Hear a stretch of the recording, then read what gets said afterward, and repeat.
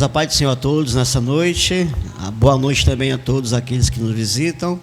Nós iremos dar continuidade ao nosso estudo sobre seitas e heresias, e hoje será a segunda aula. E o evangelista Jean deu na semana passada, semana retrasada, melhor dizendo, a primeira aula, e hoje ele vai continuar, trazendo mais aprofundado acerca das doutrinas dos adventistas do sétimo dia. Então o evangelista Jean já se encontra presente.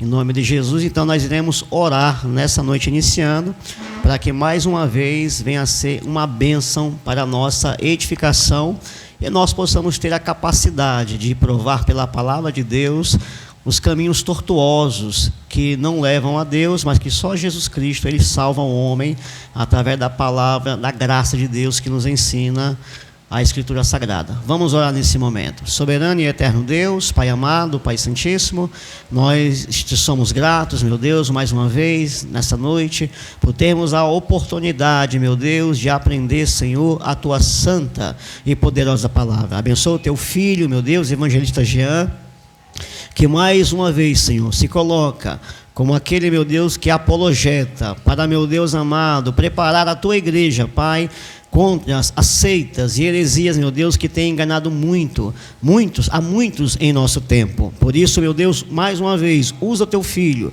usa o Teu servo, dá-lhe graça, dá-lhe unção do Espírito Santo, e aquele que ele tem aprendido, meu Pai, durante todos esses anos, ele possa, meu Deus, usar como bênção para edificar a Tua igreja. É o que nós te pedimos, meu Deus, em nome de Jesus. Amém e amém. Evangelista Jean Carlos.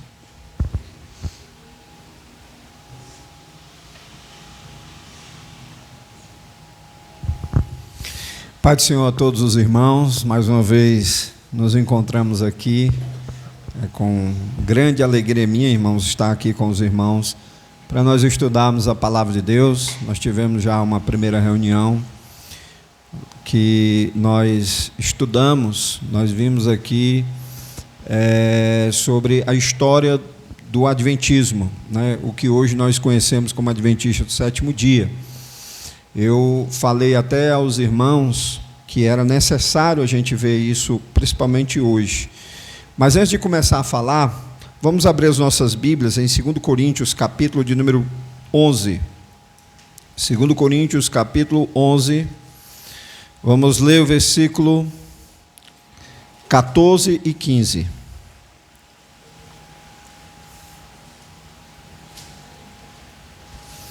Segundo Coríntios, capítulo 11, versículo de número 14, versículo de número 15, que diz assim, a palavra de Deus. 2 Coríntios, capítulo 11, versículo de número 14 e versículo de número 15. E não é maravilha, porque o próprio Satanás se transfigura em anjo de luz. Não é muito, pois, que os seus ministros se transfigurem em ministros de justiça, o fim dos quais será conforme as suas obras. Por que eu citei esse versículo, irmãos? Para continuar falando o que a gente mencionou há 15 dias atrás, se não me engano, não foi? Quando nós estudamos a respeito da história do Adventismo. A igreja adventista do sétimo dia, ou aqueles que se professam adventistas, eles têm tomado, irmãos, os púlpitos de muitas igrejas evangélicas. Eles até parecem com os evangélicos a princípio. Eles têm aparência, né? Tem crentes que confundem eles como evangélicos. Mas, na realidade, nós sabemos que não é. Pela história, como foi fundado, os seus fundadores, né? Como Miller e como Ellen White e aqueles que seguiram a eles. Eu estava até revendo, né? Algumas biografias, algumas histórias que contam e narram sobre o surgimento desse movimento. E eu até estava compartilhando com alguns irmãos que, por exemplo, há muitos anos atrás, irmãos, na nossa época, que nós não disponíamos de tanta acesso, como nós temos através da internet. Hoje qualquer coisa você baixa na internet, né? Você bota lá um assunto, vem uma gama de informações. Você bota sobre a história de alguma coisa, vem as informações. Você coloca o nome de um personagem histórico, né? E você tem uma biografia logo de prontidão, diferente de alguns anos atrás, que nós, para adquirirmos esses conhecimentos, irmãos, a gente tinha que ir nas bibliotecas, né? Ou até mesmo participar dos estudos dessas denominações, né? Desses movimentos. Eu, várias vezes, eu estive em estudos, né? Nós temos uma igreja muito antiga aqui, adventista, que era lá na Tristão Gonçalves, com Imperador, eu não sei se ainda existe, era uma das mais antigas igrejas adventistas aqui de Fortaleza, e eu participava do sabatismo lá, né? Eu participava dos ensinamentos, já jovem, já ia para lá, não para fazer confusão, mas para conhecer a doutrina deles, né? Porque para falar de uma coisa, eu teria que ter conhecimento daquilo que eu iria falar. Então, a gente, para conhecer, a gente tinha que ir até esses lugares. Muitas vezes a gente tinha que passar horas, irmãos, na biblioteca para adquirir informações, comprar as literaturas deles. Mas hoje em dia não, irmãos. Eu estava olhando, estava observando que na internet você botasse o nome do adventismo, vem tudo. Vem debate, vem podcast, vem número de coisas. Hoje eu percebi, tanto vem falando a favor, como vem falando também contra. E hoje, irmão, você só se deixa se enganar se você quiser. Eu até olhando, né, assistindo os podcasts, vendo todo o material que as pessoas têm, eu fiquei impressionado. Eu digo, rapaz, como é que pode? Ainda tem gente que é arrastado, né, por isso aí. É um engano, eu acho que é um endurecimento do pecado. É aí onde a gente compreende mais aquilo quando a Bíblia fala do endurecimento, né, a cauterização da consciência, a cauterização do pecado no próprio homem, porque às vezes ele vê a verdade, ele vê aquilo, mas ele não adere àquilo lá.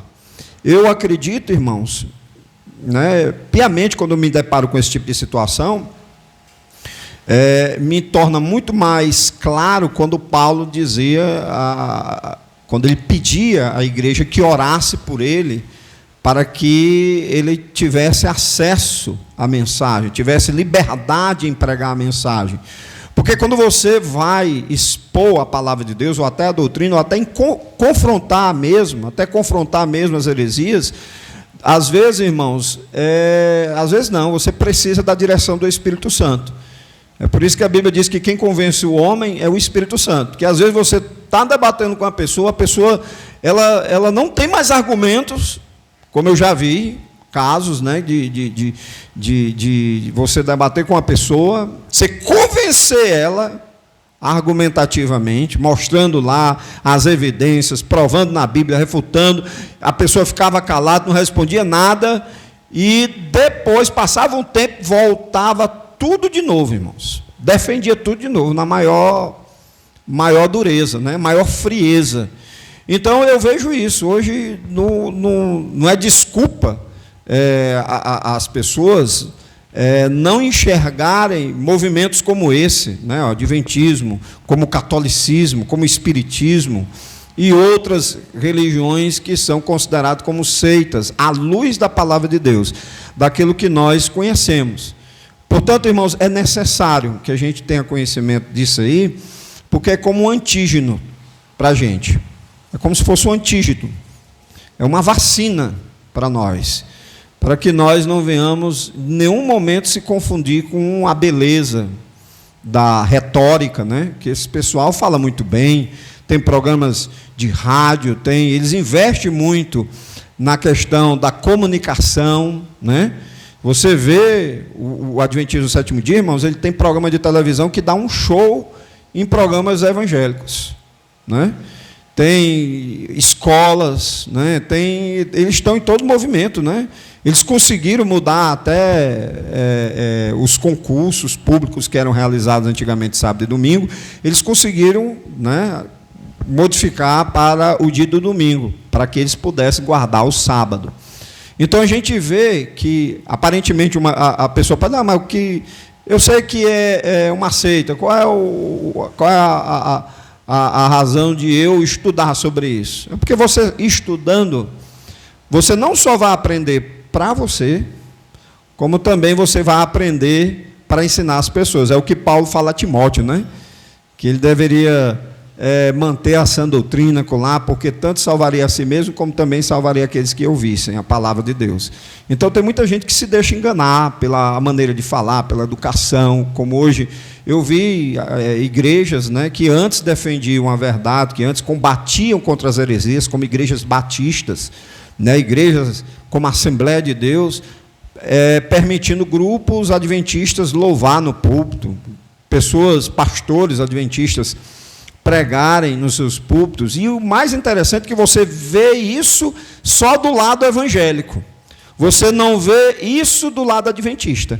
Sabe por quê, irmãos? Porque para o adventismo, para a doutrina adventista, que está nos escritos de Ellen White, que a gente viu na última vez que nós estivemos juntos, para eles, todo movimento, todo grupo religioso, seja ele qual seja a denominação, eles enquadram tudo como uma seita, como uma heresia.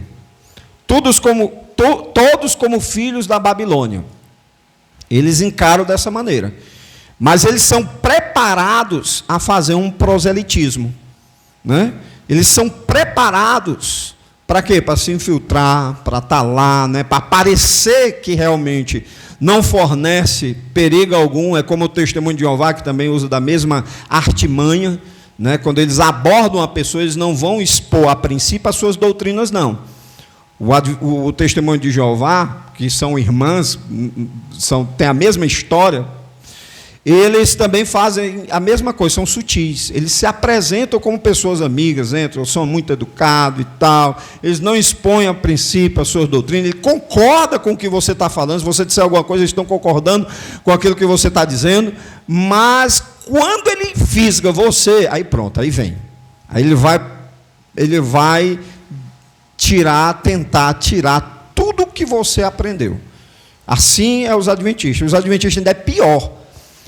Eu ainda vejo como pior, porque os Testemunhos de Jeová, eles não entram. Por exemplo, eles têm um lema que eles não entram. Eles têm uma instrução dada pela própria torre de vigília, pelo próprio corpo governante, a não entrar nos cultos, nas igrejas. Eles visitam nas casas, né? Você não vê um adventista, dificilmente você vê um adventista evangelizando nas casas, dificilmente. Mas você vê que eles estão dentro da igreja. Eu já preguei, irmãos, em várias igrejas, preguei em igrejas batistas, Assembleia de Deus, que eles estavam lá, tinham participação, né? O grupo louvava, tinha gente que dava uma palavra e tal. Aí qual é o perigo disso? É porque as pessoas vão se conformando, são irmãos também, crê do mesmo jeito, mas não crê, irmãos. A doutrina adventista do sétimo dia é totalmente diferente daquilo que o evangelho verdadeiro ensina, daquilo que nós cremos, daquilo que as igrejas tradicionais evangélicas creem, aquilo que os batistas creem, aquilo que os assembleanos creem. Inclusive, no passado, os pastores, eles combatiam muito essas seitas. Nós temos aqui pessoas de renome aqui no Brasil, Ezequiel Soares, que escreveu vários livros, inclusive tem um manual de apologética cristã, que ele enquadra a igreja adventista do sétimo dia como uma seita. Paulo Romero também, que é um apologeta cristão, que também enquadra. Outros cristãos norte-americanos que enquadram a igreja adventista como sendo uma seita. Então, irmãos, é uma coisa que a gente tem que aprender e repassar para as pessoas. Porque um dia você vai se deparar com uma situação dessa. Um dia vai aparecer um adventista do sétimo dia. E não é para correr, não, irmãos. Porque tem pastor que ensina, por exemplo, algumas vezes eu vi um pastor ensinando a pessoas que quando aparecesse alguém assim, que cresce diferente, chamasse para orar que ele ia embora. Amém, tudo bem, é uma estratégia, né? Mas a Bíblia diz que a gente tem que ser poderoso nas Escrituras, né? Para convencer os contradizentes. Ou seja, a gente tem que ter conhecimento, para que a gente não seja enganado, né? Para que a gente não seja levado por todo o vento de doutrina. Mas vamos lá. Nós vamos ver, irmãos, afinco, alguns ensinamentos, talvez não dê todos, a gente vai continuar, sobre o adventismo. O primeiro ponto que eu queria ver com os irmãos é com relação à lei. Eles, são duas doutrinas que eles mais se agarram. Eu até da última vez falei que para eles é como se fosse a coluna. Uma delas é o sábado, que é o escudo deles, né? A coluna dorsal é a questão do sábado, que para que eles validassem o sábado, é o efeito, é a causa e efeito, né? Para que eles viessem validar uma coisa, eles têm que antes fundamentar uma outra. E o que eles pegaram para fundamentar a questão do sábado, inclusive, irmãos, para conhecimento dos irmãos, os adventistas, eles não eram, no princípio, guardadores do sábado, eles guardavam o domingo também, né? O que eles dizem em relação, acusam as igrejas evangélicas chamando de guardadores do dia da besta, eles também, quando começaram o seu movimento adventista, eles eram do domingo também, mas por uma série de razões de acontecimentos, eles começaram a defender a questão do sábado, mas a princípio, logo no início, os cultos deles eram realizados no domingo. Mas uma coisa para defender o sábado, eles enfatizam a lei, como eu botei acolá, primeiro ponto, né? Observar a observância da lei, obrigatório para todos os homens, com ênfase aos 10 mandamentos. Dividem a lei em cerimonial, e não dá para me ver direito aqui, cerimonial e moral. Eles enfatizam a questão da lei como sendo para todos os homens. E com isso eles se agarram aos 10 mandamentos. Para eles, como eles dividem a lei cerimonial e moral, eles usam isso de estratégia para quê? Para os 10 mandamentos, porque é lá que se menciona o sábado entre os demais, né? Então ele diz, olha, os 10 mandamentos aqui são a lei moral de Deus, foi escrita em tábuas de pedras, foi escrita pelo dedo de Deus, eles enfatizam até essa questão. E eles dividem lei moral e cerimonial. Qual é a razão disso? Porque quando você lê a Bíblia, estuda a Bíblia, você vai ver muito falando sobre coisas que foram abolidas, né? Tipo, quando enfatiza a questão do sábado, que foi uma lei que foi abolida. Aí, com a argumentação de dizer, de dividir a lei em moral e cerimonial, a moral eles chamam de mandamentos, 10 mandamentos de Deus, e a cerimonial, eles dizem que são as cerimônias, como a Páscoa, e assim vai por diante. Aí eles dizem que os sábados que a Bíblia fala, que muitas vezes fala no plural, se referem aos sábados festivos. É o argumento que eles usam para os versículos que a gente vai ver na Bíblia, que cancelam a questão do sábado. Aí eles dizem assim, não, quando a Bíblia fala que foi abolido, esse sábado aí são sábados festivos. O sábado dos 10 mandamentos, eles não foram abolidos. Vamos ver, irmãos, o que a Bíblia fala, se realmente há essa diferença. Por quê? Para o judeu, para o israelita, a lei é uma coisa só. A lei e mandamento é uma coisa só. Eles não faziam essa divisão. E nem a Bíblia faz essa divisão. Eles não tinham essa divisão. Eles não tinham essa compreensão. Aqui é a lei moral, aqui é a lei cerimonial. Né? Eles não tinham essa compreensão. Para eles era uma coisa só. Para eles era tudo uma coisa só. Você pode perceber pelas cartas do apóstolo Paulo. Quando Paulo fala lá em Romanos, que é a carta que ele mais... Romanos e Gálatas, que é as duas cartas que Paulo mais combate com os judaizantes, ele fala como uma coisa só. Ele não faz divisão, isso aqui é moral, a moral permanece, a cerimonial foi abolida. Não, ele diz uma coisa só. A gente pode perceber que a lei, ela tinha um objetivo, ela tinha uma finalidade. Quando Deus a deu aos homens, ao povo de Israel, deu com uma finalidade, que era o homem conhecer os seus pecados, para que ele pudesse ter definição dos seus pecados, e foi dado a Israel. A princípio, nós vemos lá no Velho Testamento que quem era guardador dos mandamentos de Deus era Israel. E quando Paulo vai falar, ele fala num esboço só, ele engloba tudo numa coisa só. Lá em Romanos capítulo de número 3, versículo de número 20, vamos começar a navegar pela palavra de Deus. Romanos 3, 20, diz assim a palavra de Deus: por isso, nenhuma carne será justificada diante dele pelas obras da lei, porque pela lei vem o conhecimento do pecado. Que lei é essa aqui, irmãos? Tá tendo divisão aqui? Aí eu vou combinar com os irmãos anotem as perguntas para no final os irmãos fazerem.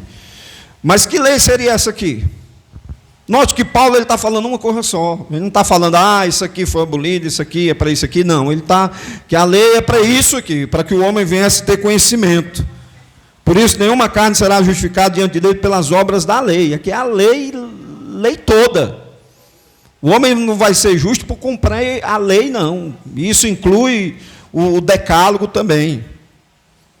Pelas obras da lei, porque pela lei vem o conhecimento do pecado. Ora, como é que eu sei que eu sou pecador, irmãos? Quando a lei diz, não matarás, não furtarás, não adulterarás, honra teu pai e tua mãe, e outras coisas que estão fora do decálogo, que também são morais. Olha o que diz o capítulo de número 4, versículo 15.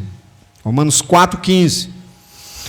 Porque a lei opera a ira de Deus. Quando ele está falando aqui da ira, é a ira de Deus. Porque onde não há lei, também não há transgressão. O que Paulo está querendo dizer? Que o homem, por não conhecer a lei, então ele não tinha como saber que era pecador diante de Deus. Então, pela lei vem um conhecimento do pecado. Que você vai perceber, na carta que Paulo vai falar aos Romanos, é que a lei, ela foi utilizada com esse fim, com esse propósito, de um homem ter o conhecimento do pecado, porque ele jamais cumpriria, irmãos, aquilo que a lei requeria dele, por causa da sua natureza caída, por causa dos seus pecados, jamais. E é interessante, irmãos, que Ellen White, ela não tinha certeza da salvação, e ela, para corresponder essa falta que ela tinha, ela criou alternativas. E uma das alternativas era a guarda dos mandamentos. Ela criou meios para que pudesse ela mesma cauterizar ou responder à sua consciência. Visto que ela não tinha certeza de salvação, então ela tinha que criar algum mecanismo para que pudesse preencher a falta, essa convicção que nos é dada interiormente através do Espírito Santo na experiência de novo nascimento. Ou seja, eu sou crente, eu tenho certeza da minha salvação. Por quê? É só porque a palavra de Deus diz? Também, mas é porque o Espírito Santo testifica com o meu espírito que eu sou filho de Deus. Não é essa a experiência do novo nascimento? Ou seja, você não tem certeza da sua salvação, não é porque foi testado dentro de você lá. Não é só pela palavra, não, porque você pode muito bem aprender tudo que a Bíblia está dizendo com relação à fé, à graça, mas sem nunca ter experimentado o novo nascimento. E é o que Ellen White criou. Ellen White, por não ter certeza, ela vivia em conflito. Eu acho que é por isso que ela escreveu o livro, O Grande Conflito. Coincidentemente, não sei se é um trocadilho, mas é por isso que o livro dela aqui, conhecido, é O Grande Conflito, Talvez seja uma das razões, porque ela vivia em conflito, irmão, com ela mesma em relação a isso. Lá em Romanos, capítulo 7, versículo 7, a Bíblia diz o seguinte, Romanos 7, 7. Que diremos, pois, é a lei pecado? De modo nenhum. Mas eu não conheci o pecado senão pela lei, porque eu não conheceria a concupiscência se a lei não dissesse, não cobiçarás. Aí, tá vendo? A lei nos faz conhecer. A lei fazia, o objetivo da lei era que o homem tivesse a definição, o conhecimento do pecado. Lá em Gálatas, capítulo 3, versículo de número 19, Gálatas 3,19, a Bíblia diz assim, note que ele vai começar com uma pergunta, um ponto de interrogação, né? Versículo 19, logo, para que é a lei? É uma pergunta, que segue uma resposta. Foi ordenada por causa das transgressões, até que viesse a posteridade, a quem a promessa tinha sido feita, e foi posta pelos anjos na mão de um mediador, que foi o caso, foi Moisés, né? Os irmãos sabem que foi entregue, né? Houve uma teofoníaco lá nos 10 mandamentos, aliás, lá no Sinai, inclusive até mencionado lá em Atos, né? Na pregação de Estevão, né? Os irmãos me corrigem se é esse mesmo, que ele menciona, né, a lei que foi entregue pelos anjos, tal, e nós vemos isso aí, né? E lá em 1 Timóteo 1,9, diz assim, primeira epístola de Paulo a Timóteo,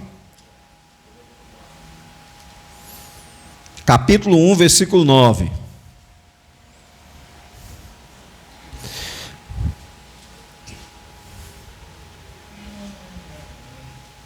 vamos ver até o versículo 10. Sabendo isto, que a lei não é feita para o justo. O justo aqui é aquele que foi justificado através do sangue de Jesus. Mas para os injustos e obstinados, para os ímpios e pecadores, para os profanos, irreligiosos, para os parricidas, que são os assassinos dos pais, que matam os pais, né? Os matricidas, que matam as mães, para os homicidas, para os fornicadores, para os sodomitas, né? Tem tradução, a nova tradução, revista atualizada, fala que é homossexuais. Traduziu essa passagem aqui para homossexuais. A nova versão, revista atualizada. Para os roubadores de homens, para os mentirosos, para os perjuros e para os que for contrário à sã doutrina. Agora, concomitantemente com esse texto, vamos ver Romanos capítulo de número 2, versículo 14. Romanos 2, 14.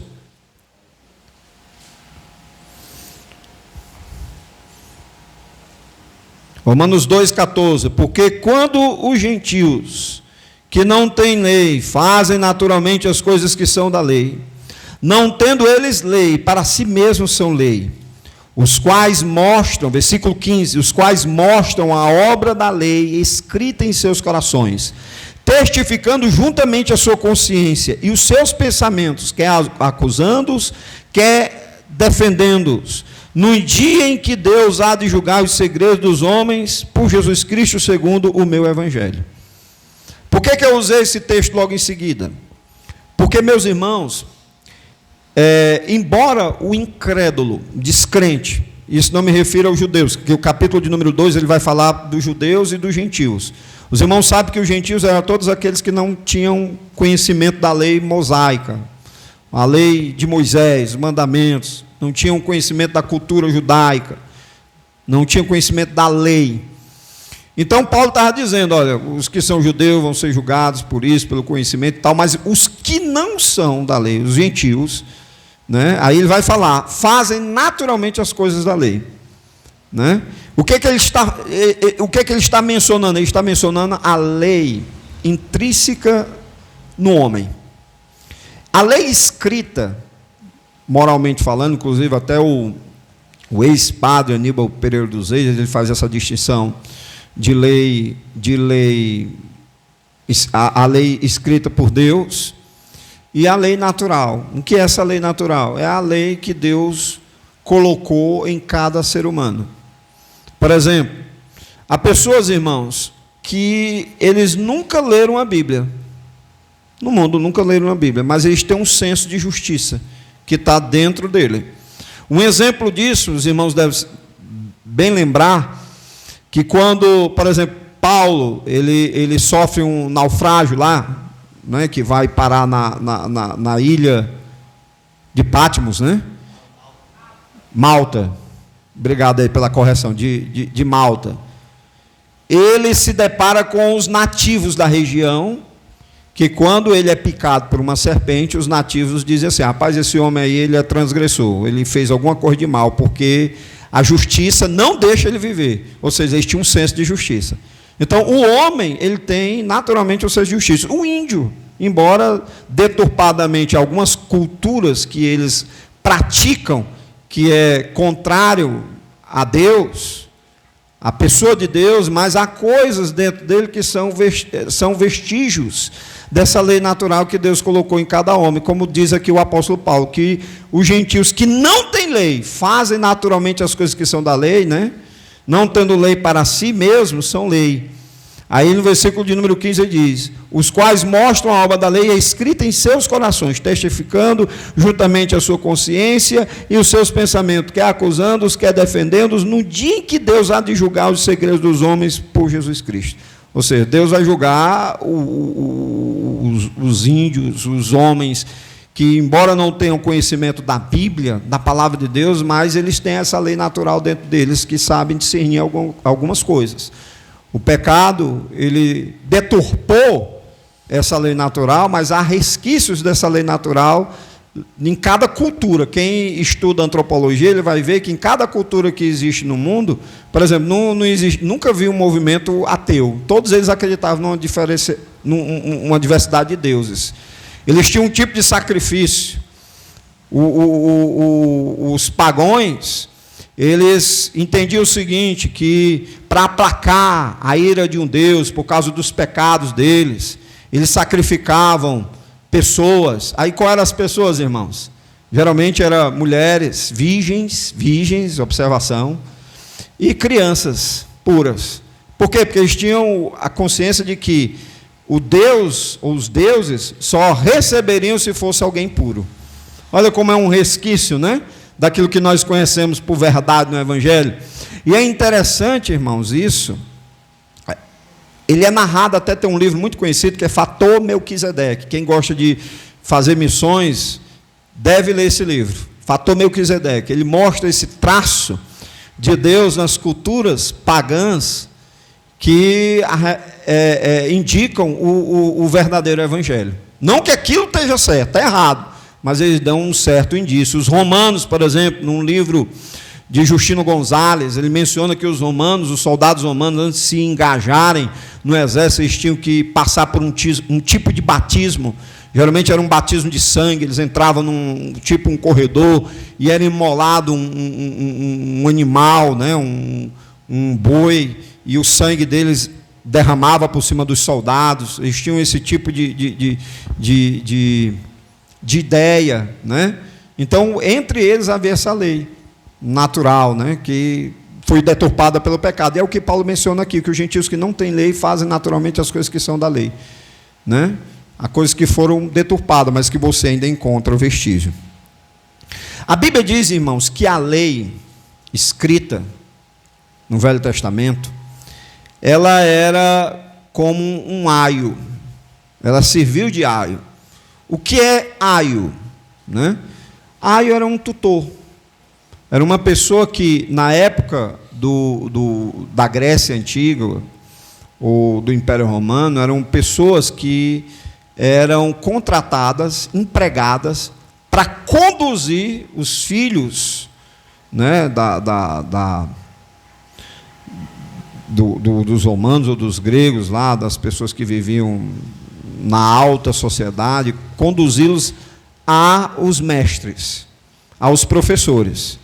Geralmente começava de 6 a 15 anos, era a idade que eles começavam a educar os seus filhos.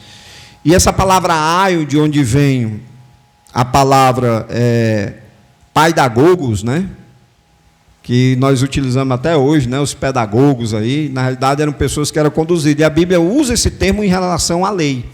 A lei do Velho Testamento, os mandamentos do Velho Testamento, eles eram a condutora. Paulo menciona isso, por exemplo, lá em Gálatas 3:24. A palavra é paidagogos, no grego. Gálatas capítulo 3, versículo de número 24. Gálatas 3, 24. Vamos ler o versículo 24 e o versículo 25. De maneira que a lei nos serviu de tutor para nos conduzir a Cristo, para que pela fé fôssemos justificados. Tem tradução que essa palavra é aio, né? A minha, como é a tradução RC, ela usa o termo tutor, mas tem traduções como a RA, se eu não me engano, é aio, serviu de aio. Versículo 25. Mas depois que veio a fé, já não estamos debaixo do tutor, ou não estamos debaixo do aio.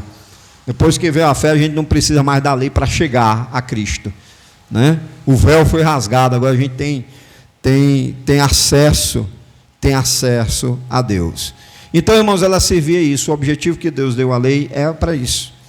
Ele sabia que de maneira nenhuma o homem seria justificado por meio dela. E a lei, ela foi dada, a lei ou os mandamentos, ela foi dada a Israel, irmãos. Era um concerto com Israel. Deus estava fazendo um concerto com Israel. Não era com o mundo que Deus estava fazendo esse concerto, essa aliança. Estava fazendo com Israel. Lá em Êxodo 19, vamos para o Velho Testamento.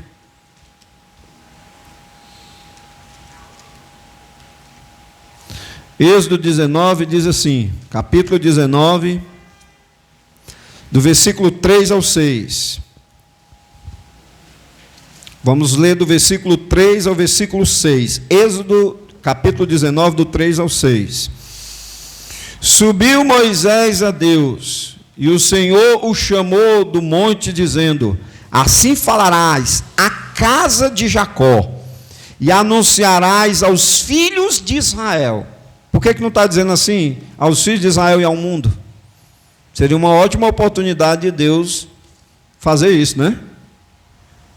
Mandar isso, né? Vós tendes visto o que fiz aos egípcios, como vos levei sobre as asas de águias, e vos trouxe a mim. Agora, pois, se diligentemente ouvirdes a minha voz e guardardes a minha aliança, então sereis a minha propriedade particular dentre todos os povos. Vocês aqui, essa é a aliança que eu vou fazer com vocês. Porque toda a terra é minha, e vós me sereis um reino sacerdotal e o povo santo. Estas são as palavras que falarás aos filhos de Israel. Note que o propósito de Deus era que todo Israel fosse um povo sacerdotal, irmãos. O destaque aos levitas foi dado por causa do pecado que Israel cometeu com o bezerro que eles construíram. Foi naquele episódio que a tribo de Levi, que eles mesmos se separaram dos demais para obedecer a Deus, foi que Deus os escolheu para que eles servissem o templo. Mas o propósito de Deus era que, irmãos? Era que todo Israel fosse um povo sacerdotal. Essa era uma promessa que Deus, era a vontade de Deus que Deus tinha para com a nação de Israel. mas o povo de Israel deixou os seus mandamentos. Agora é interessante que a igreja hoje, irmãos, é um povo sacerdotal, né? Lá na primeira epístola de Pedro, capítulo de número 2, diz assim: aquilo que Israel naufragou, Deus fez se cumprir na igreja. 1 Pedro capítulo 2, versículo 9: mas vós sois a geração eleita, o sacerdócio real, note, está falando da igreja, sacerdócio real, a nação santa, o povo adquirido, para que anuncieis as virtudes daquele que vos chamou das trevas para a sua maravilhosa luz. Vós que em outro tempo não erais povo, mas agora sois povo de Deus, que não tinhas alcançado misericórdia, mas agora alcançades misericórdias. Então a igreja, hoje, ela tem o papel que Israel deixou, né? Israel perdeu. Lá no capítulo de número 24 de Êxodo 24, versículo 7, diz assim a palavra de Deus, Êxodo 24, versículo de número 7 e 8. E tomou o livro da aliança. Olha aí de novo a expressão, o livro da aliança. A aliança é o que se faz com alguém, né? Por exemplo, como o marido ele se casa com a esposa, na nossa cultura, ele faz uma aliança com ela. E o símbolo da aliança é aquele anel que é colocado, é a aliança que é colocado no dedo, né? Aquele objeto que é colocado no nosso dedo, que serve de aliança. É um símbolo. E tomou o livro da aliança e leu aos ouvidos do povo.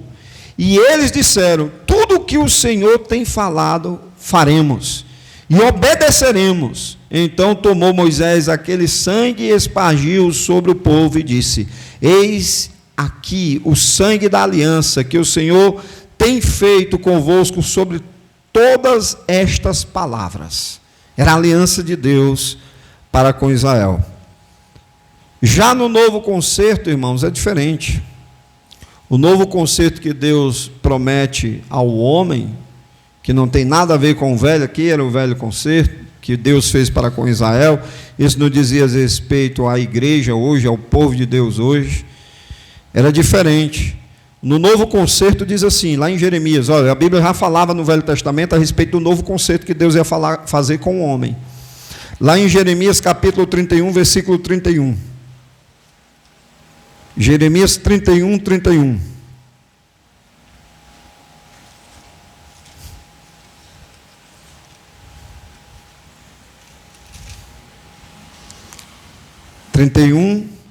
Do versículo 31 ao 34. Diz assim a palavra de Deus: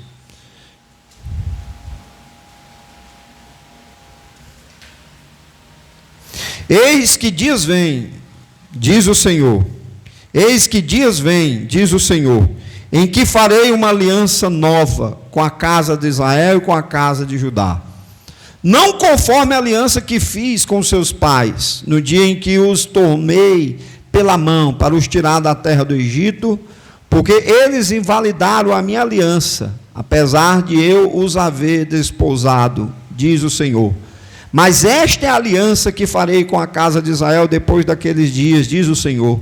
Porei as minhas leis em seu interior e as escreverei em seu coração, e eu serei o seu Deus e eles serão o meu povo. E não ensinará mais cada um a seu próximo, nem cada um ao seu irmão, dizendo: conhecei ao Senhor, porque todos os conhecerão, desde o menor até o maior, desde deles, diz o Senhor, porque lhes perdoarei a sua maldade, e nunca mais me lembrarei dos seus pecados. Já fazia menção da nova aliança, do novo pacto que Deus ia fazer com o seu povo. Lá no capítulo de número, lá em Hebreus, isso se cumpre, é mencionado lá em Hebreus capítulo 8, versículo 6, 3. Versículo de número 6 ao versículo 13, desculpa.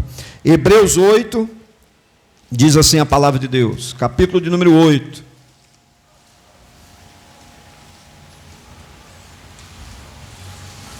do versículo 3, aliás, do versículo 6 ao versículo 13. Vou repetir, irmãos, ficou muito baldeado aqui a minha. Hebreus capítulo 8, do versículo 6 ao 13. Diz assim a palavra de Deus: mas agora alcançou ele ministério tanto mais excelente, quanto é mediador de uma melhor aliança. Está se referindo a Jesus, né? De uma nova aliança, que está confirmada em melhores promessas. Porque se aquela primeira fora irrepreensível, nunca se teria buscado lugar para a segunda. Porque repreendendo-lhes, diz: eis que virão dias, diz o Senhor, em que com a casa de Israel e com a casa de Judá estabelecerei uma nova aliança, não segundo a aliança que fiz com os seus pais no dia em que os tomei pela mão para os tirar da terra do Egito, como não permaneceram naquela minha aliança, eu para eles não atentei, diz o Senhor. Diz o Senhor. Porque esta é a aliança que depois daqueles dias farei com a casa de Israel, diz o Senhor. Porei as minhas leis no seu entendimento, e em seu coração a escreverei. E eu lhes serei por Deus, e eles me serão por povo. E não ensinará cada um ao seu próximo, nem cada um ao seu irmão, dizendo: conhece o Senhor? Porque todos me conhecerão, desde o menor deles até ao maior. Porque serei misericordioso para com as suas iniquidades, e de seus pecados e suas iniquidades não me lembrarei mais. Dizendo nova aliança, e envelheceu a primeira. Ora, o que foi tornado velho, e se envelhece, perto está de acabar. Então, a aliança antiga que Deus está dizendo que terminou, acabou, foi embora. Lá no capítulo de número 10, Hebreus 10, versículos 7 e 9, diz assim: então disse: eis, aqui venho, no princípio do livro está escrito de mim, para fazer, ó Deus, a tua vontade. E como acima diz: sacrifício e oferta de holocausto e oblações pelo pecado não quiseste, nem te agradaram, os quais se ofereceram segundo a lei. Então disse: eis aqui venho para fazer, ó Deus, a tua vontade, e tirar o primeiro para estabelecer o segundo. Vou tirar o primeiro e o segundo vai ser estabelecido. Lá em Hebreus ainda, no capítulo 12, versículo de número 18.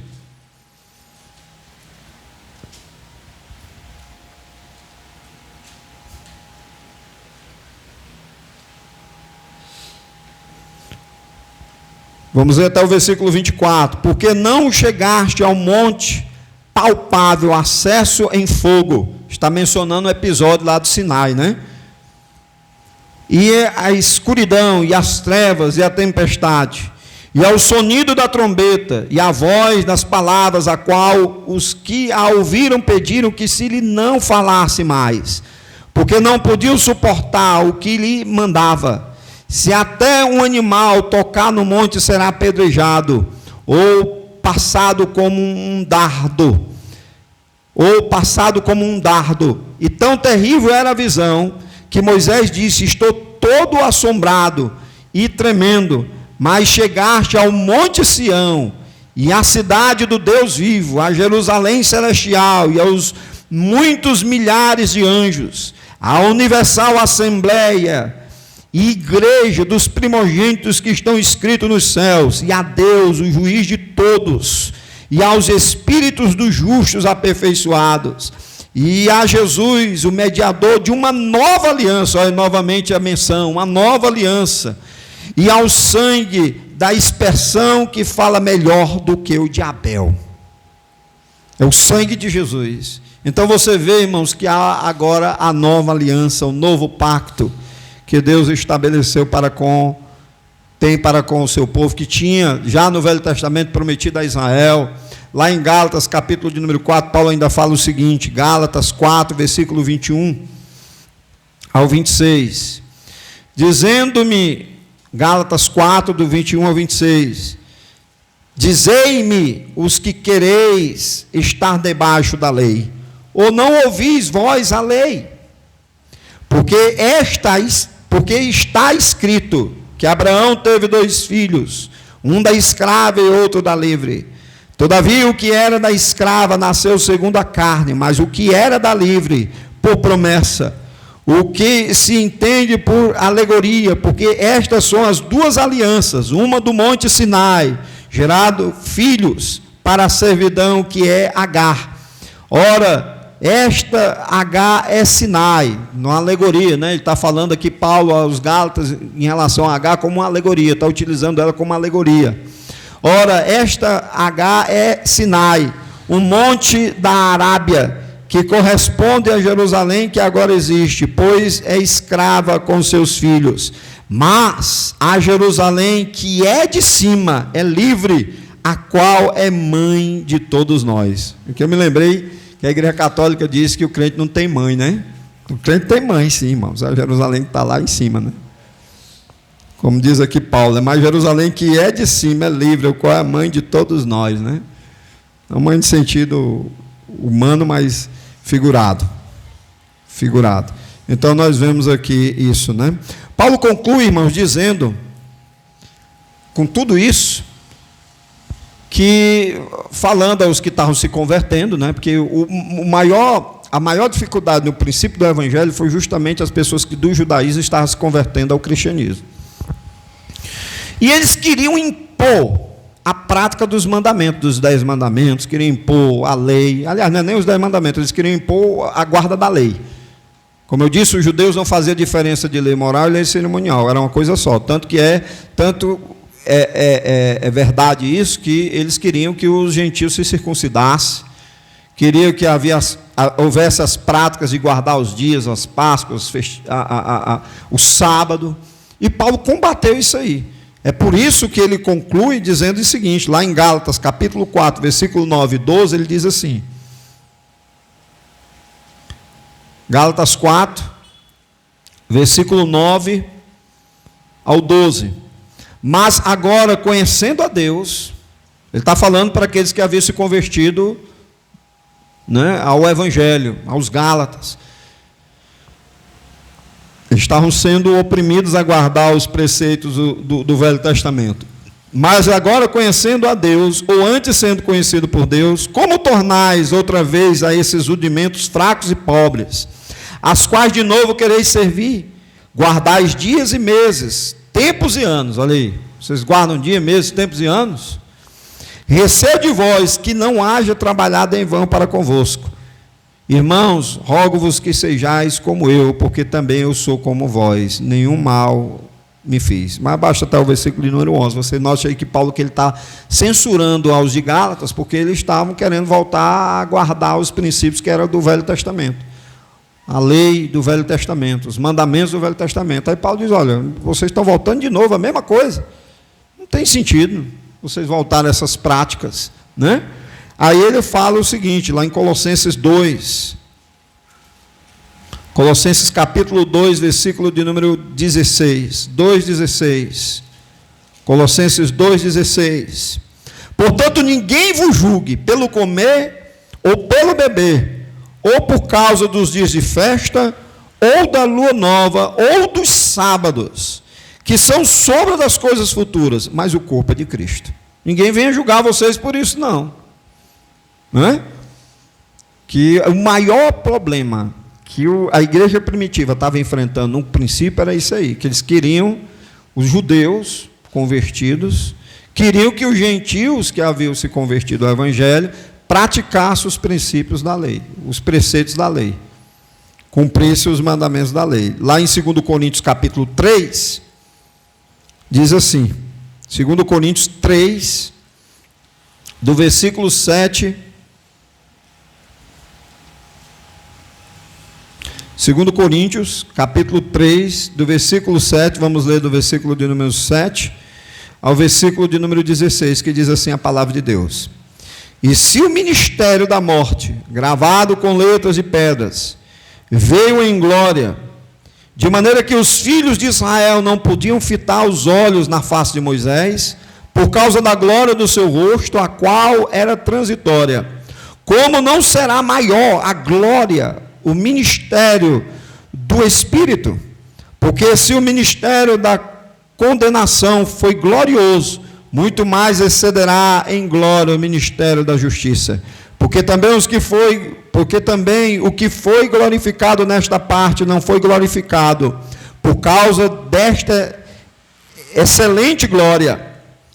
Porque se o que era transitório, ou passageiro, em outras palavras, foi para a glória, muito mais é em glória o que permanece.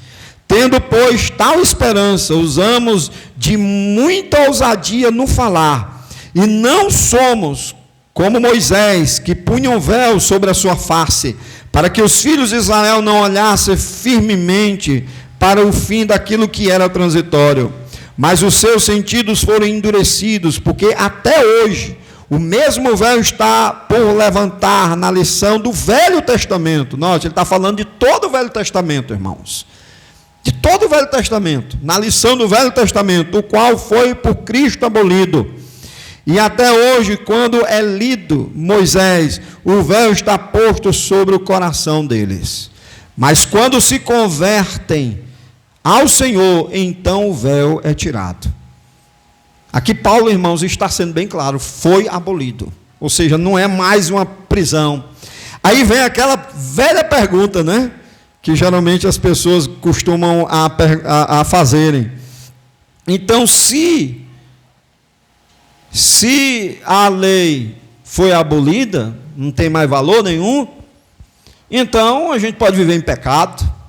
Irmãos, isso é a pergunta que mais caprichosa, né, que eu vejo que as pessoas fazem. Inclusive, quem faz isso aí muito, né, dessa mesma forma, é aqueles que defendem a ideia, quando nós dizemos que a pessoa que é salva para sempre, aí geralmente ele diz assim, se é salvo para sempre, então eu vou viver em pecado. É a mesma forma, né? Então, os adventistas dizem assim, se vocês que são evangélicos dizem que a lei foi abolida, não tem mais valor, a gente não está dizendo isso não, irmãos. A gente jamais disse isso. Ela foi abolida no sentido de que ela nunca foi, para os judeus, para o povo de Israel no Velho Testamento, ela era como servia como um peso para eles. Eles eram presos acolá, a lei estava mantendo eles acolá fechado. Mas aí quando veio a graça, irmão, desprendeu eles, porque eles entenderam errado no Velho Testamento. Eles entenderam que era para praticar aquilo acolá e por ela ser salvo. Deus, quando deu, desde o Velho Testamento, era com esse objetivo. Era de conduzi-los, irmãos, a eles a salvação que era Cristo, eles entenderem. Eles viriam que jamais seriam capazes de cumprir aquilo que a lei dizia. E eles se voltariam para Deus. Tanto é que quando Jesus, irmãos, ele aplica a lei no Sermão do Monte, os irmãos podem perceber que lá no Sermão do Monte Jesus aplica a lei. Só não aplica o sábado, porque o sábado lá já tinha... Mas ele aplica quase todos os preceitos que estão lá dentro do decálogo. E ele não faz menção do sábado de maneira nenhuma. Mas você vê que ele mostra que a graça, ela tem muito mais profundidade. Que ele diz assim, olha, ouviste o que foi dito, né? Não adulterarás. Aí o judeu, ele se mantinha, né, separado lá. Não vou cometer adultério, porque... Aí ele tinha lá como justiça própria. Mas lá dentro do coração ele cobiçava a mulher. Ele tinha um desejo no coração, ele cobiçava alguém. Aí Jesus diz, olha, se tu olhares para uma mulher com intenção de pôr no coração, tu já pecaste contra ela. Então Jesus, ele aplicou. Tem gente que diz assim, a época da graça é melhor, porque no Velho Testamento era mais rigoroso. É nada, irmão. No Novo Testamento, Jesus, ele diz, ó, ele censura a aparência religiosa que o judeu ele mantinha. O judeu ele mantinha muito uma aparência religiosa, tanto é que Jesus dizia, olha, tudo que eles disserem, façam. Lá em Mateus, né? Mateus, se não me engano, 23, né? Tudo que eles ensinarem a vocês, façam, mas não proceder igual modo. Porque dizendo eles não praticam. Jesus chamava-os de quê? De sepulcros caiados. Eles tinham a aparência de que eram justos. Eles tinham a aparência de que ia obedecer a lei. Mas lá dentro do coração, irmão, não tinha nada. Era como ossos podres. Era totalmente o inverso daquilo que praticavam. Por isso que o Velho Testamento, a lei do Velho Testamento, para eles, as pessoas que não entendiam, irmãos, estavam opressas e tal. Mas vendo Jesus, ele aboliu. Né? Aí Paulo diz, de maneira nenhuma, como é que a gente morreu para o pecado, vai viver novamente nele, né? Se eu não me engano, lá em Romanos 6, né? Vamos ver aqui. Romanos 6:1. Que diremos, pois? Permaneceremos no pecado para que a graça abunde? De modo nenhum. Nós que estamos mortos para o pecado, como viveremos ainda nele? Né? Lá em Gálatas, capítulo de número 5, isso me veio na minha mente agora, ele diz o seguinte, versículo 24,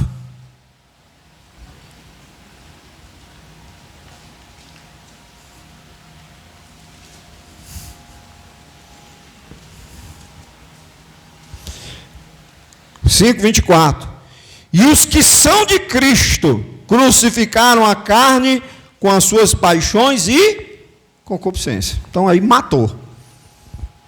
Agora alguém diz, mas quando lá em Hebreus, irmão Jean, fala de Deus vai colocar suas leis em seus corações, a gente não pode entender a lei, irmão, como sendo assim, Deus vai pegar o mandamento todinho e vai colocar dentro do coração do crente, né? Vai escrever lá dentro do coração do crente. A gente não pode entender dessa maneira, não. O que o autor dos Hebreus está querendo dizer, em primeiro, porque ele está falando para um público que eram os judeus. Tanto é que a carta aos Hebreus, embora nós sabemos que também é para a igreja, né? Mas ela tinha uma direção a princípio. Você vê que Paulo ele trabalha, aliás, Paulo, estou dizendo que o autor de Hebreus é Paulo. O autor dos Hebreus, você vê que ele fala muito com relação ao sacrifício. Ele faz o judeu, o hebreu lá ver que o sacrifício do Velho Testamento era só sombra, que a realidade era Cristo. Aí ele quer dizer o seguinte, olha, a lei agora, aquilo que vocês tinham conhecimento, tentavam praticar forçadamente, mecanicamente, agora Deus colocou no coração, agora é natural. Como querem dizer, agora está dentro do coração, agora é afeto, é paixão. Nós obedecemos, irmãos, não é para ser salvos, não. Nós obedecemos naturalmente. Ou seja, a lei de Deus, ela acendeu dentro do meu coração. Ela acendeu. Ela criou vida dentro do meu coração. O crente, ele não vive com a cartilha, tenho que fazer isso, tenho que fazer aquilo. Não, ele está dentro do coração dele. Então ele faz naturalmente. Oi? É a lei do Espírito de vida. Obrigado, irmão. Participação do irmão. Então é isso. Aí Paulo ele vai censurar. A divisão da lei, a questão da divisão da lei cerimonial e lei moral. Primeiro, irmãos, vamos deixar bem claro. Como eu disse no princípio, não existe para o judeu, não existe também para a Bíblia essa distinção que os adventistas fazem. Quando eles fazem isso, eles fazem com a intenção de quê? Para apoiar a ideia deles, a doutrina deles, e para responder textos que a Bíblia anula, práticas como a guarda do sábado, que é abolida. No Novo Testamento você não vê nenhum mandamento, Deus mandando a igreja guardar o sábado. Você não vê mais, novamente, a menção do sábado, você não vê mais isso.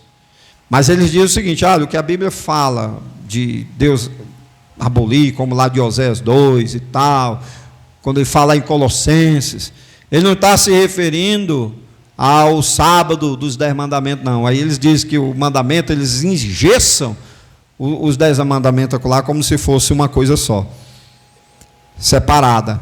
Mas, irmãos, é sinônima. Mandamento e lei na Bíblia são sinônimos. São sinônimos.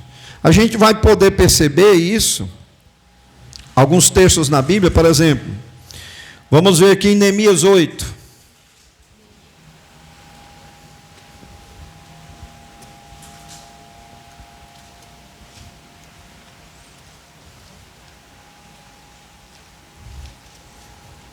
Interessante que ele diz assim, que a lei moral é de Deus, a outra é de Moisés, porque no Velho Testamento menciona muito a lei de Deus e a lei de Moisés. A lei de Deus, eles se agarram a isso aí para dizer o seguinte, olha, tá vendo? Quando a Bíblia diz lei de Deus, é o decálogo. Quando a Bíblia diz lei de Moisés, é as outras. E diz assim, são um argumento caprichoso. E lá em Neemias,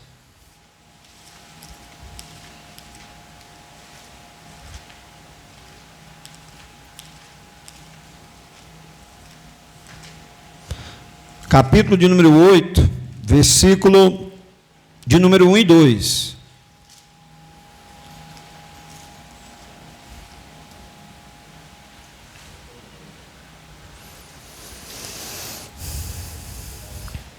Vamos ler a princípio o versículo 1 e 2, depois vamos pular para o versículo 8, para ganharmos tempos. E chegando o 7º mês, e estando os filhos de Israel nas suas cidades, todo o povo se ajuntou como um só homem na praça diante da porta das águas.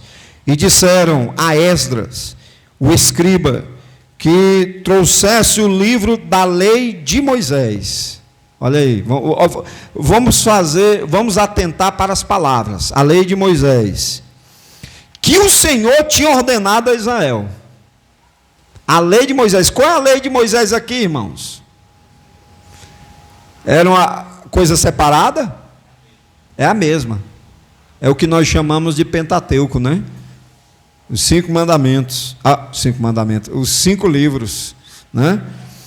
E Esdras, o sacerdote, trouxe a lei perante a congregação, tanto de homens como de mulheres, e todos os que podiam ouvir, com entendimento, no primeiro dia do 7º mês. Aí a gente vê aqui, quando eles estavam reunindo para o culto. Veja o versículo de número 8, vamos para o versículo de número 8.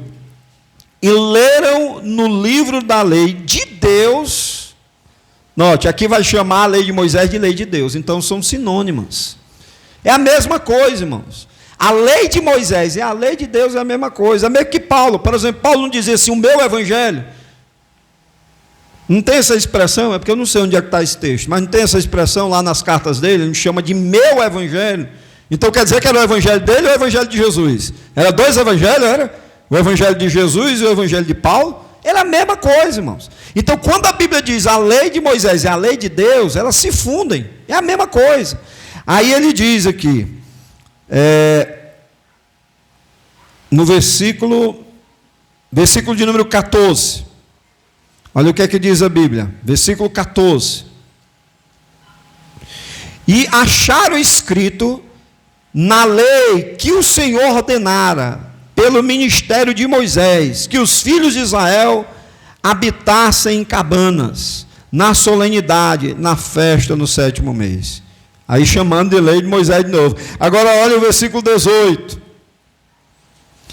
E de dia em dia, Esdras leu no livro da lei de Deus, desde o primeiro dia até o derradeiro, e celebraram a solenidade da festa de 7 dias, e no 8º dia houve uma assembleia solene segundo o rito.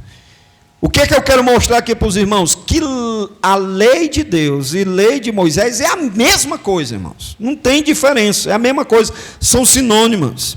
Veja o que diz lá em 1 Crônicas 16:14, aliás, 16:40. Primeiro livro de Crônicas.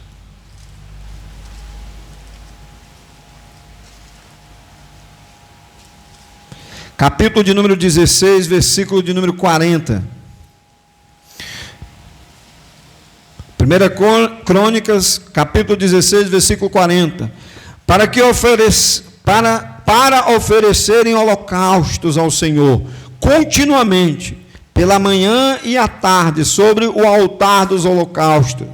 E isto segundo tudo o que está escrito na lei do Senhor, que tinha prescrito a Israel. É interessante que era uma cerimônia aqui, né? E é chamada de lei do Senhor. ou seja, lei de Deus. Então não havia essa diferenciação como eles estão dizendo. 2 Crônicas 31, 3. 2 Crônicas 31, 3. Diz assim a palavra de Deus. Também estabeleceu, 2 Crônicas 31, 3. Também estabeleceu a parte da fazenda do rei para os holocaustos e para os holocaustos da manhã e da tarde, para os holocaustos dos sábados, interessante que fala no plural, sábados, e das luas novas e das solenidades, como está escrito na lei do Senhor. E aqui chama sábados, como lei do Senhor. Os sábados aqui é do Senhor. Por que que é importante observar isso? Porque os adventistas dizem que existe o sábado decálogo, que é do Senhor, existe os sábados festivos, que era do povo de Israel, que era dado por Moisés. Então, a Bíblia, ela não faz essa distinção. Agora, vamos ver, irmãos, aqui uma coisa, eu vou dar uma adiantada aqui para os irmãos, por causa do tempo. É que elas se fundem. Eu falei aqui que elas se fundem. Lei e mandamento, elas se fundem. Vamos ver aqui, por exemplo, em Marcos, capítulo 12, versículo 29 e versículo 31.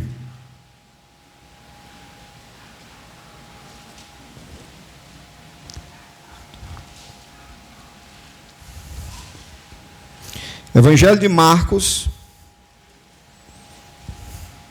capítulo 12.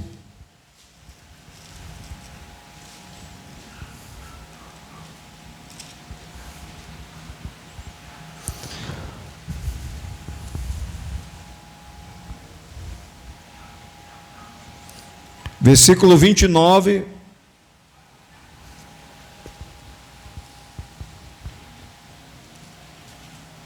Ao versículo 31.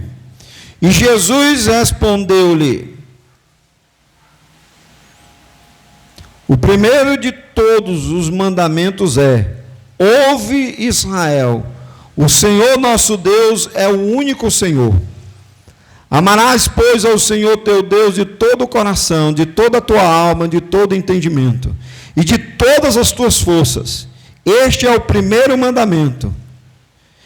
E o segundo, semelhante a este: amarás ao teu próximo como a ti mesmo. Não há outro mandamento maior do que este. Perceberam que a Bíblia chama aqui de mandamento? Onde é que estão esses mandamentos, irmãos? Os irmãos sabem dizer onde é que estão esses mandamentos? Eles estão fora do decálogo. O primeiro, vamos ver um aqui, onde é que eles estavam? Em Êxodo 20.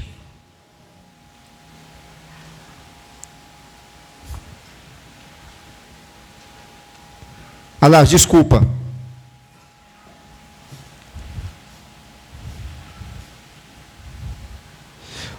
Um deles estava lá em Levítico 19, 18, e o outro em Deuteronômio 4, 35. Os irmãos quiserem anotar para a gente não perder tempo, mas os dois mandamentos aqui que Jesus menciona: ouve, Israel, o Senhor vosso Deus é o único Senhor, eu acho que está em Deuteronômio. E o outro, ama o teu próximo como a ti mesmo, está em Levítico. Levítico 19, 18. Ou seja, estão fora dos 10 mandamentos, estão fora lá do decálogo.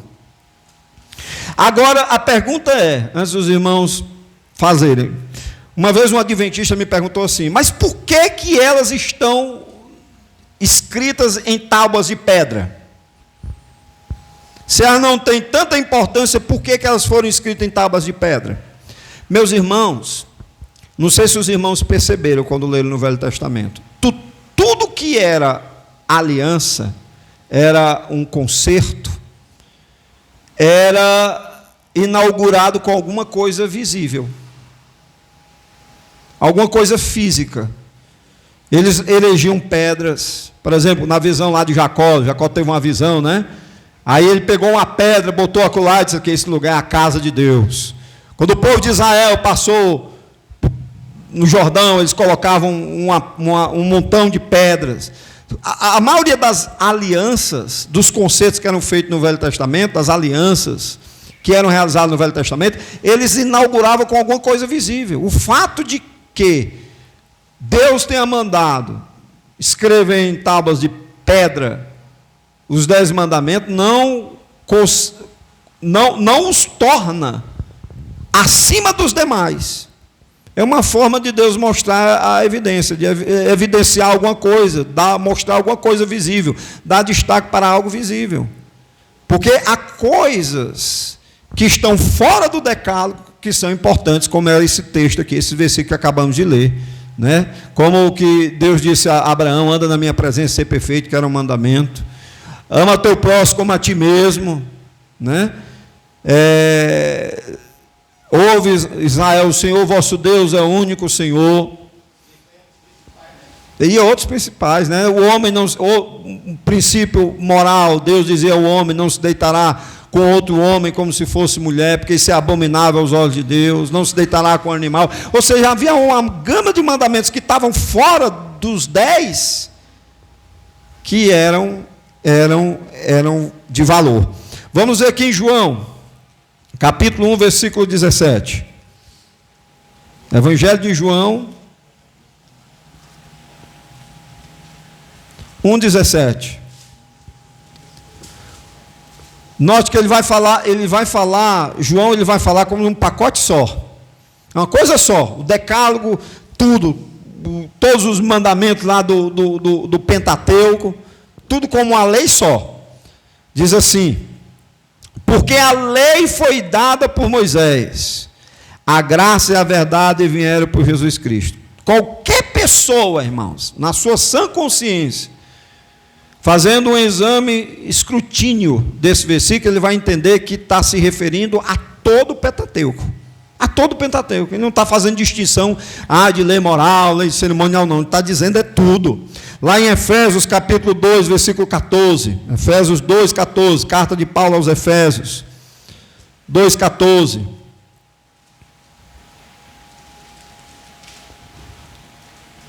Diz assim a palavra de Deus: porque Ele é a nossa paz, o qual de ambos os povos fez um, e derrubando a parede de separação que está no meio, na sua carne, desfazendo a inimizade que é a lei dos mandamentos. Olha aí, irmãos, que está claro, a lei dos mandamentos. Está chamando os mandamentos de quê? De lei. A lei dos mandamentos, que consistia em ordenanças para criar em si mesmo dos dois um novo homem, fazendo a paz, e pela cruz reconciliar ambos com Deus, num corpo, matando com eles as inimizades. Versículo 17: e vindo ele, evangelizou a paz, a vós que estáveis longe, e aos que estavam perto. Eu me lembrei de um texto lá em Mateus capítulo 5, que diz assim, inclusive é muito usado pelos adventistas. Vou aproveitar para citá-lo como exemplo, que para a Bíblia Sagrada não existe essa distinção como os adventistas fazem, e ao mesmo tempo refutar um argumento deles. Porque eles dizem o seguinte, que Jesus mandou a gente guardar os mandamentos. Aí ele usa esse texto de Mateus capítulo 5, que diz assim, Mateus 5,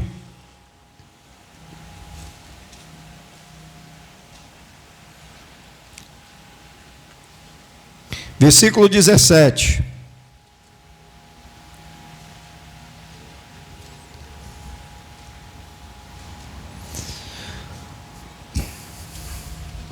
Não cuideis que vim destruir a lei ou os profetas. Não vim destruir, mas cumprir. Aí diz, está vendo? Jesus veio cumprir. E se ele veio cumprir, a gente tem que cumprir também. É isso, irmão? Aí, para somar com o argumento deles, eles citam o versículo de número 19. Qualquer, pois, que violar um destes mandamentos, por menor que seja, e assim ensinar os homens, será chamado menor no reino dos céus. E aquele, porém, que cumprir e ensinar, será chamado grande no reino dos céus. Aí diz, está vendo? Que Jesus manda cumprir e obedecer. Meus irmãos, a interpretação é totalmente fora da hermenêutica bíblica. Em primeiro lugar, aqui Jesus não está dizendo que a gente tem que cumprir, vocês têm que cumprir, não está dizendo isso não. Jesus, em primeiro lugar, ele está dizendo o seguinte, eu não vim destruir, eu vim cumprir ela. Por isso que ele diz, antes que passe o céu e a terra, nenhum jota, nenhum tio, se eu me tirar, sem que tudo seja cumprido. E ele cumpriu. O único que conseguiu cumprir cabalmente, irmãos, toda a lei foi Jesus. Ele se circuncidou, ele guardou o sábado. Inclusive os adventistas gostam muito quando a gente diz isso aí. Jesus guardou o sábado, aí guardou o sábado. Tem nenhum problema em dizer que Jesus guardou o sábado. Mas Jesus também circuncidou-se. Jesus fez outras coisas conforme está escrito na lei do Velho Testamento. Ele fez também. E aí, tem que fazer também? Jesus guardou a Páscoa. Tem que guardar, porque Jesus guardou também. Mas ao mesmo tempo Jesus aplicou o sábado da forma correta. Jesus quebrou o sábado. Nós vemos lá no texto bíblico, nos textos bíblicos. Vamos ver, irmãos. Vou adiantar para os irmãos já terem a resposta. Vamos ver aqui. Inclusive foi uma das razões pelo qual Jesus ele foi ameaçado de morte, né? Lá em Mateus capítulo 12, diz assim a palavra de Deus. Mateus 12,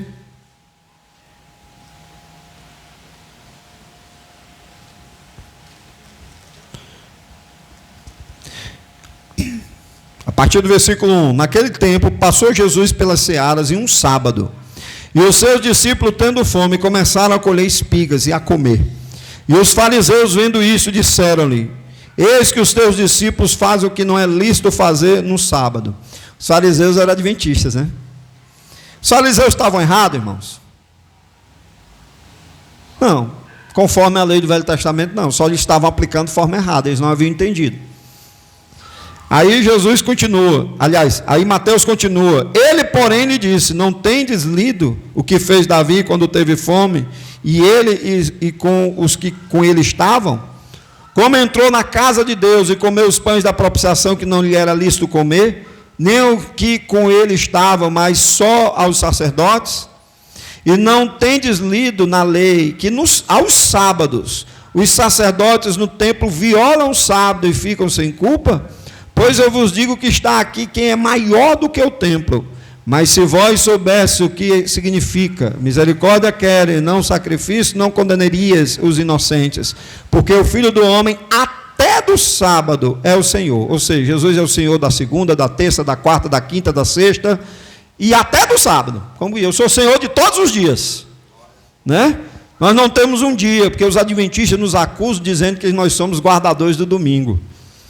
Meus irmãos, nós não temos o domingo como o adventista tem do sábado, não.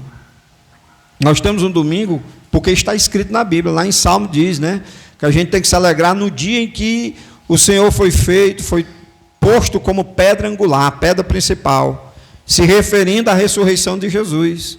Nós nos reunimos no domingo porque é um dia para nós especial. Mas, por exemplo, se tiver um irmão que, eu trabalho numa empresa de ônibus, fui escalado para trabalhar no domingo. Por causa do domingo eu vou ser condenado? De maneira nenhuma. Por causa do trabalho eu vou ser condenado? De maneira nenhuma. Mas a lei do sábado, irmãos, ela é rigorosa. No Velho Testamento, se alguém violasse o sábado, a punição era a morte. Era punido com a morte. E é engraçado que os adventistas eles dizem o seguinte, eles guardam só parte da lei, né? Porque eles dizem que guardam o sábado, mas se alguém chegar a pecar contra o sábado, eles não executam, como o Velho Testamento manda executar. Porque a lei do sábado é bem rigorosa. Ela manda apedrejar. Teve um homem lá que estava colhendo madeira para botar no fogo. E viram, e era no dia de sábado, pegaram aquele homem e apedrejaram aquele homem. Eu até aproveito esse texto aí, né? Que alguém, os céticos, gostam de usar esse versículo. Rapaz, como é que pode Deus fazer um negócio desse? Se o sábado não era tão assim, por que Deus apedrejou aquele homem? Ora, irmãos, Israel passou 400 anos, irmão, na peia.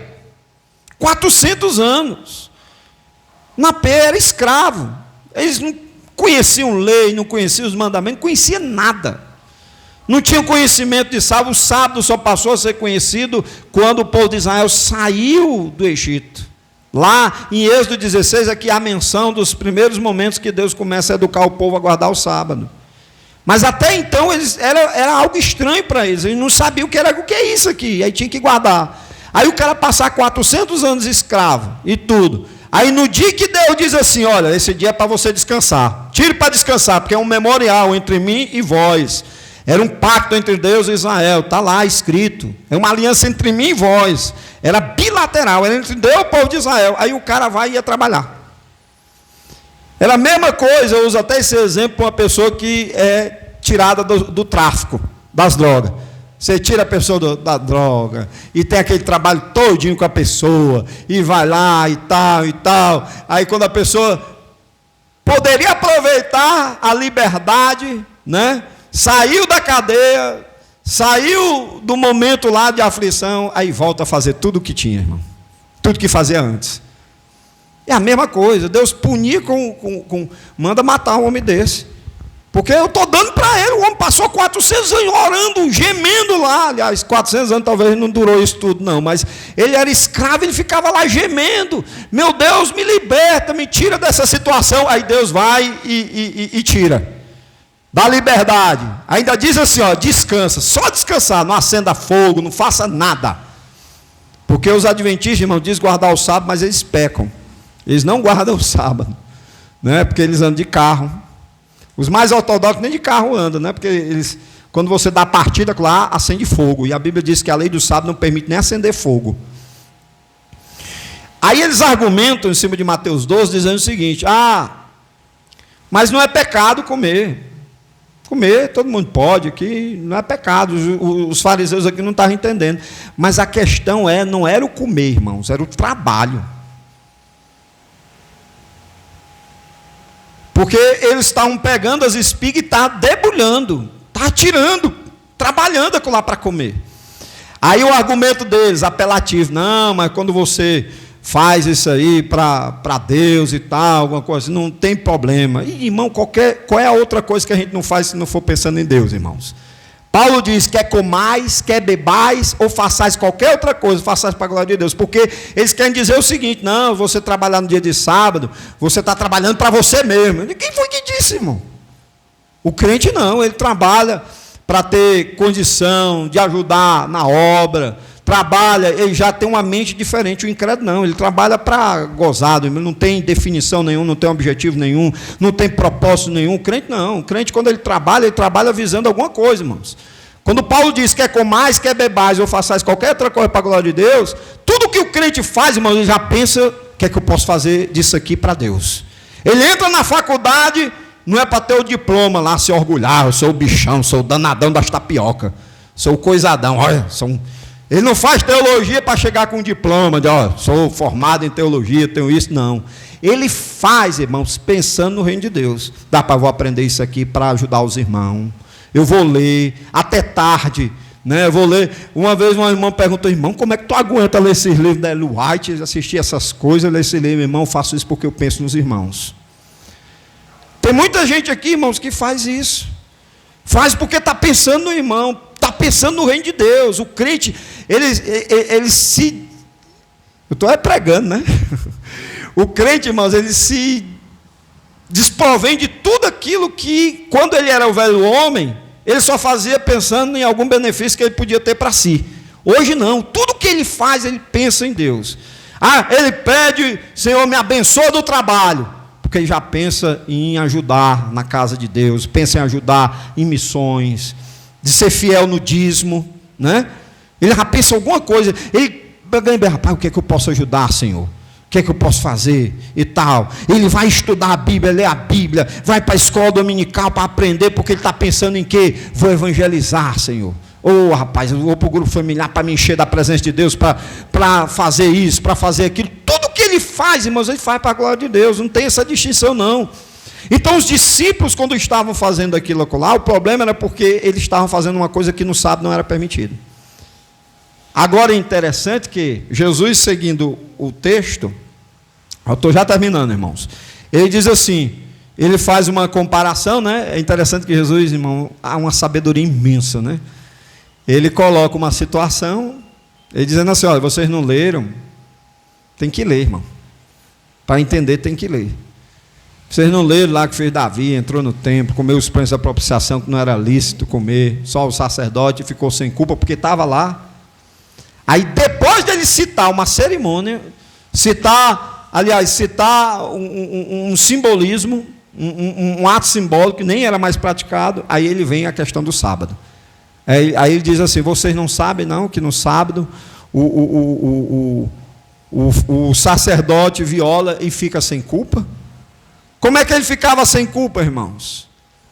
Ora, raciocinem comigo. Se o sábado, realmente, como eles fazem essa divisão, é eles que fazem essa divisão, é uma lei moral, então em circunstância nenhuma, em hipótese nenhuma, deveria ser quebrado. Concorda comigo? Por exemplo, existe justificativa para você roubar? Tá, vou roubar isso aí. É igual um amigo meu diz: não, é igual os esquerdistas, né? Que diz assim: não, roubar para comer pode. Você não pode roubar, você pode roubar um celular, por exemplo, é para comer. Mas roubar coisas grandes, pode não. Para Deus, irmão, roubo é uma coisa só. O crente não é esquerdista não, né? Para Deus é uma coisa só. Aí Jesus ele diz assim: olha, vocês não sabiam que lá dentro do templo eles violam o sábado e ficam sem culpa? Como é que eles violavam, irmão? Trabalhando, limpando, fazendo limpeza lá dos vasilhames, dos utensílios lá. Lá em Lucas 6:5 diz assim. Vou terminar aqui, irmãos, aí vou, como eu disse, irmãos, não ia dar mesmo para falar de tudo. Lucas 6:5 diz assim a palavra de Deus.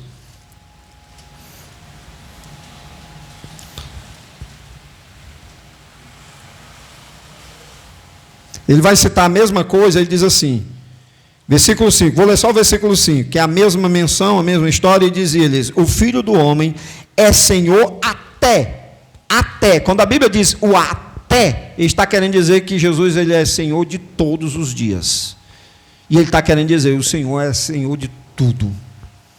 Interessante que o Adventismo ele dá o último dia da semana, né, que é o sábado, mas a Bíblia diz que a gente tem que dar as primícias, né?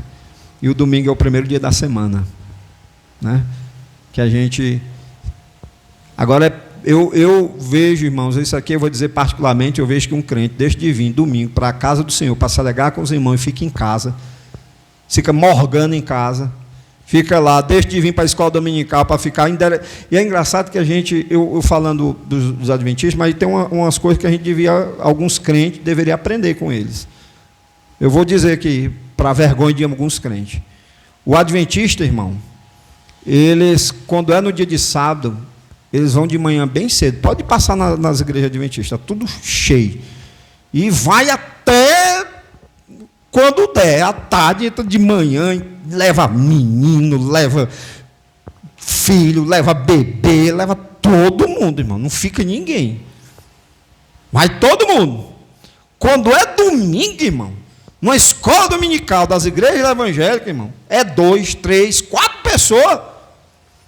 O domingo tem muito mais representação espiritual no Novo Testamento do que o sábado. Porque o domingo é o quê, irmãos? Domingo foi o dia que Jesus ressuscitou dos mortos. Domingo foi o dia que o Espírito Santo desceu sobre a igreja. Domingo era o dia que a igreja se reunia para partir o pão. Domingo era o dia que os irmãos se reuniam para distribuir os mantimentos para os necessitados.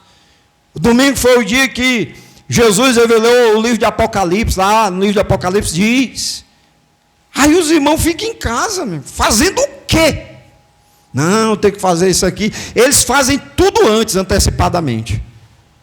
Acorde de madrugada, não, vamos fazer, para que no momento vocês estejam lá. Então, irmão, vamos aprender com isso aí, né? Vamos aprender com isso aí, valorizar o que a gente tem muito mais de precioso, que é o sábado, que é o domingo, que é no Novo Testamento é o dia do Senhor, né, do que propriamente o sábado. É engraçado que os adventistas dizem assim, que o domingo ele foi dado por Constantino. De maneira nenhuma, irmãos. É o contrário. Quem estuda a história da igreja vai ver que Constantino ele foi esperto. Ele viu que a igreja se reunia no domingo, e o que é que ele fez? Ele disse, não, vou instituir aqui o domingo, que é oficializar aqui. Aí botou o domingo como sendo um dia oficial para o cristianismo. Mas por que ele fez isso? Ele fez para agradar a igreja, que a igreja se reunia no domingo, né? Aí eles dizem assim, não, mas a palavra domingo representa o dia do Deus Sol. E sábado o que é? Em inglês, irmãos, representa o quê? Lá é o Deus Saturno, né? Saturday, né? Parece que é o nome, né? Saturday, parece que é a menção ao Deus Saturno. Então, irmãos, é a mesma coisa. Então vamos ser... E para terminar, vamos aqui, João 7:22. 7:22 e 5:16. Olha o que é que diz a Bíblia. João capítulo 7, versículo de número 22. Diz assim a palavra de Deus. Evangelho de João 7:22. Pelo motivo de que Moisés vos deu a circuncisão, não que fosse de Moisés, mas dos pais. No sábado, circuncidais um homem. Era trabalho. Se o homem recebe a circuncisão no sábado, para que a lei de Moisés não seja quebrada, indignai-vos contra mim, porque no sábado curei todo um homem, de todo um homem. Agora é interessante, os irmãos, não sei se os irmãos perceberam, que isso aqui era uma lei cerimonial. Uma lei cerimonial, ela não deveria ser deixada de ser cumprida, se caísse no dia de sábado. Ou seja, uma cerimônia estava muito mais acima do que o sábado. Vocês perceberam aí? Ou seja, quando tinha um sábado, eles não deixavam de fazer o que era para fazer, não. Eles faziam. Tornando assim a cerimônia ainda muito mais valorosa do que o sábado propriamente dito. E para terminar, João 5,16, olha aí o que é que diz a Bíblia. João 5,16. Tem um episódio lá que Jesus faz o paralítico andar e pegar a esteira e levar, né? A carga, a Bíblia diz que era proibido levar qualquer carga no dia de sábado. Mas Jesus manda um homem, cura o homem, ainda manda levar a carga dele, leva. E lá em João 5,16 diz assim, capítulo 5, versículo de número 16. Por esta causa, os judeus perseguiram a Jesus e procuravam matá-lo, porque fazia estas coisas no sábado. Agora, olha o versículo 18. Por isso, pois, os judeus ainda mais procuravam matá-lo, porque não só quebrantava o sábado, ou quebrava o sábado, ou em outras traduções, violava o sábado, mas também dizia que Deus era o seu próprio Pai, fazendo-se igual a Deus. Aqui era um tipo de adventismo com testemunho de Jeová, né? Tipo de adventismo porque Jesus quebrava o sábado, né? E tipo de testemunho de Jeová porque Jesus dizia que era Deus. Aí eles eram tipo o testemunho de Jeová, que não quer aceitar que Jesus era Deus, é um anjo, é outra coisa, mas não Deus como Jeová o Pai. Então a gente está vendo aqui, irmãos, essas coisas, né? Lá em Oséias 2,11, Deus já fazia profecia que ia acabar o sábado. Em Colossenses, né, Paulo fala em relação à lei. Então a gente vê aí que tudo isso que eles ensinam ou apregoam, na realidade são falácias. A lei era para Israel, era um pacto de Deus para com Israel, e sábado dizia, esse é um mandamento entre mim e vós, Israel. Foi dado a Israel. Lá em Deuteronômio, a Bíblia diz, no capítulo de número 4, Deus diz, olha, essa lei aqui, para que quando vocês entrem lá em Canaã, as pessoas vejam e digam, que povo é este, tão sábio e entendido, que tem leis tão justas. Ou seja, era uma forma de se distinguirem dos demais povos. Mas agora no Novo Testamento, irmãos, não existe mandamento para guardar o sábado. Não existe mandamento para guardar a lei do Velho Testamento. O que existe é aceitar Jesus como Senhor e Salvador, se tornar nova criatura, e como disse Jesus a Nicodemos, necessário é nascer de novo. Se tu não nascer de novo, não verás o reino dos céus. Amém? Eu acho que não dá tempo mais nem pergunta, né, pastor? Foi estourado. Mas amém, irmãos. A gente vai ter outro momento, inclusive, posteriormente eu vou exibir um documentário curto, para os irmãos aprenderem mais, verem na íntegra coisas mais concernente a isso aí. É bom a gente aprender porque a gente fica munido para ensinar outras pessoas. Eu agradeço aqui a atenção dos irmãos, agradeço a todos os irmãos e a gente se vê novamente na próxima aula. Deus abençoe a todos, em nome de Jesus, a paz do Senhor para quem é crente e a salvação para quem é adventista, né? Desejo a salvação a todo adventista que terá acesso a esse estudo, que possa ouvir a palavra de Deus e se converter. Hoje tem canais aí de ex-adventistas, né, que se converteram ao evangelho e hoje são crentes. O adventista não é crente, né, mas precisa aceitar Jesus, evangelize um adventista e leve-o a Jesus como Senhor e Salvador. Deus abençoe a todos em nome de Jesus. Amém. Amém. Vamos ficar de pé nessa noite, irmãos, em nome de Jesus. O negócio só está esquentando, irmão. Estava observando aqui os slides, né? Tem um bocado de coisa aí para ver no futuro aí, viu? Só foi 2 pontos hoje, só deu para falar 2, mas tem um bocado ainda aí. Então nós agradecemos nessa noite a presença do evangelista Jean, que Deus possa continuar abençoando ele ricamente e abundantemente. Queria aproveitar o momento, a oportunidade